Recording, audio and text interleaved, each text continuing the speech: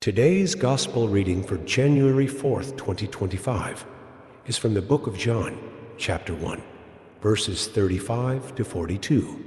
The next day, John was there again with two of his disciples. When he saw Jesus passing by, he said, "Look, the Lamb of God." When the two disciples heard him say this, they followed Jesus. Turning around, Jesus saw them following and asked, "What do you want?" They said, "Rabbi," which means teacher, "where are you staying?" "Come, He replied. and you will see." So they went and saw where he was staying, and they spent the day with him. It was about 4 p.m. Andrew, Simon Peter's brother, was one of the two who heard what John had said and who had followed Jesus. The first thing Andrew did was to find his brother Simon and tell him, "We have found the Messiah." that is, the Christ. And he brought him to Jesus. Jesus looked at him and said, "You are Simon, son of John. You will be called Cephas." which, when translated, is Peter.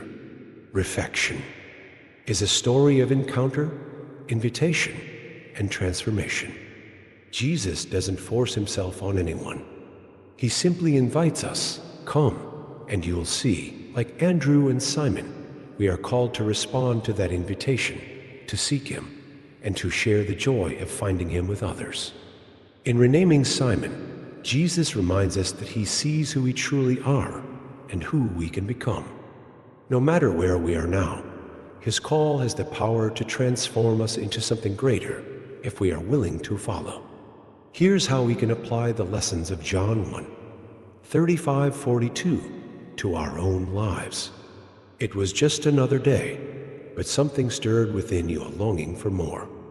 You hear someone say, "Look, there he is, the Lamb of God." Your heart skips a beat. Could this be what you've been searching for?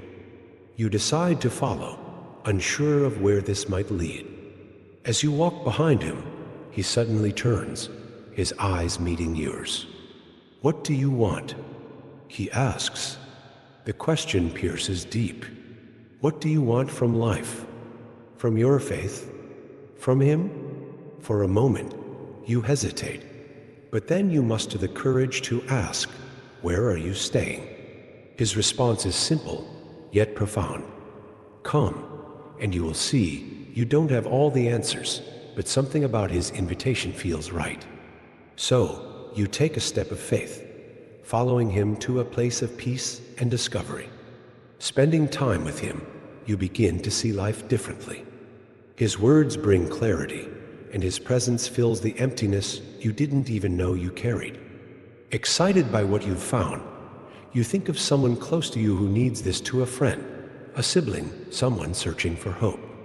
You can't keep this to yourself.